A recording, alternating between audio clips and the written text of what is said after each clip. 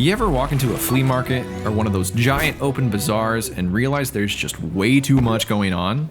Like one dude is selling knockoff sunglasses, another is frying up churros, and there's always that one guy in the corner selling swords for some reason. It's chaotic, it's weird, and if you dig around long enough, you'll usually walk out with something interesting that you didn't expect.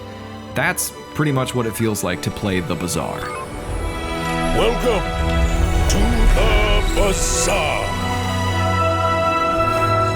This game tries to mash together the auto-battler chaos of games like Auto Chess and Teamfight Tactics with the deck-building strategy of games like Hearthstone and Magic the Gathering.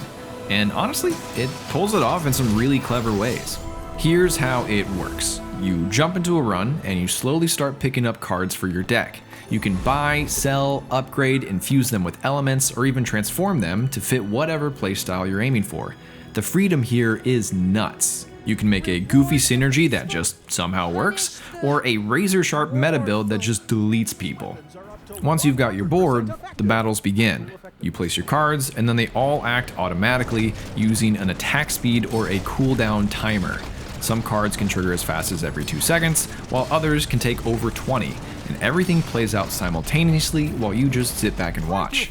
If your deck synergy is better than your opponent's, you'll drain their health pool before they drain yours. Win 10 battles in a row, and you've cleared a run. Boom, loot boxes. The catch? You're not actually playing against people live. Instead, the game matches you against decks that other players have already built and stored on the server. So you get that competitive feel, but without queue times. Matches are instant. And honestly, I kinda love that.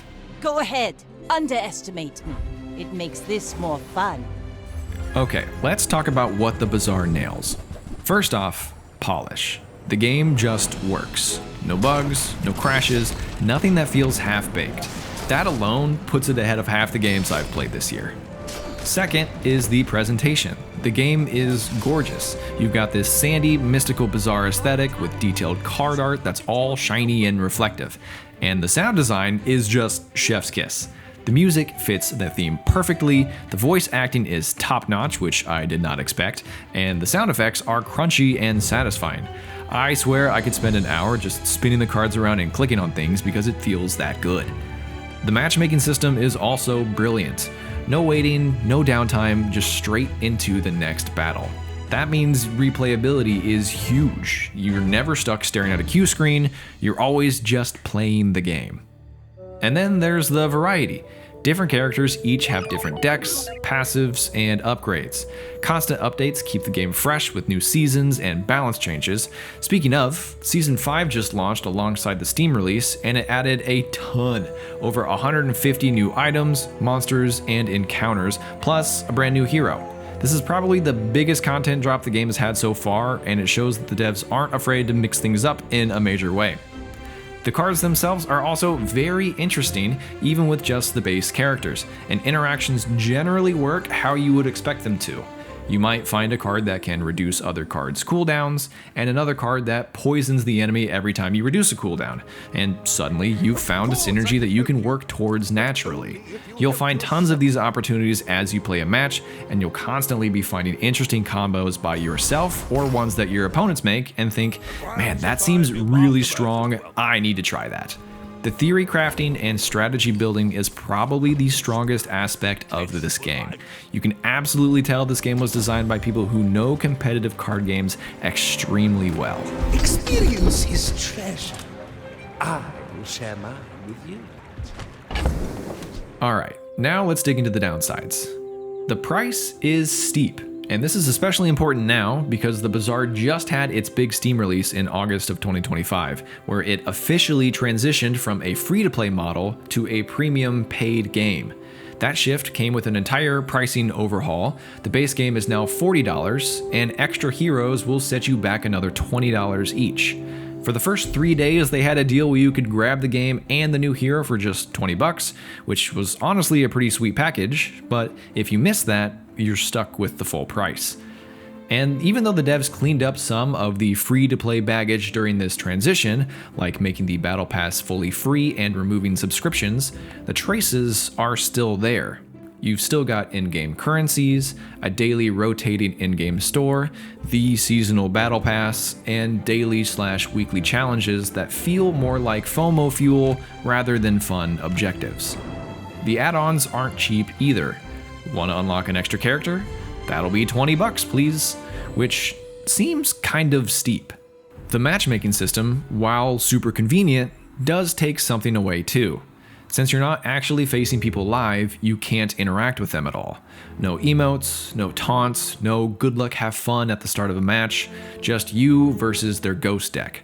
For some people that's fine, but if you like the little moments of personality in online games, this might feel a little sterile to you. Also, there are currently 2 modes, normal and competitive. The only difference is that the competitive mode has a leaderboard system attached to it and slightly better rewards. That made sense back when the game was free to play and ranked mode was limited to 1 chance per day, but now having the 2 modes side by side just feels kind of redundant. I believed in myself and I still lost. So where does all this leave us? To me, the Bazaar is honestly a really fun and unique spin on the auto battler and card game formula.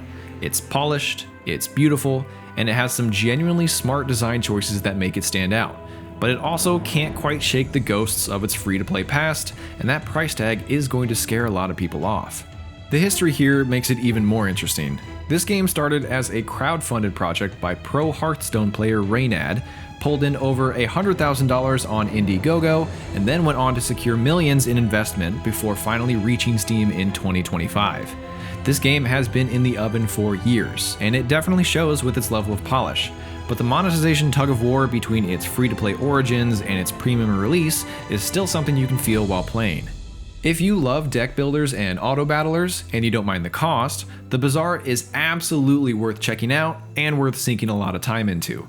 But if you're sensitive to monetization creep, you might feel like you've wandered into a gorgeous bazaar where every shopkeeper keeps reminding you that their wares are premium priced.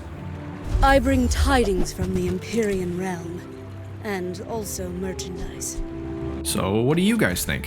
Have you tried the Bazaar yet? And if so, do you think the no-queue matchmaking is genius or soulless? And what's your favorite auto battler or deck builder of all time? Let me know down in the comments below. If you enjoyed this video, a like and a subscribe goes a long way towards helping me out, and as always, I'll see you guys next time.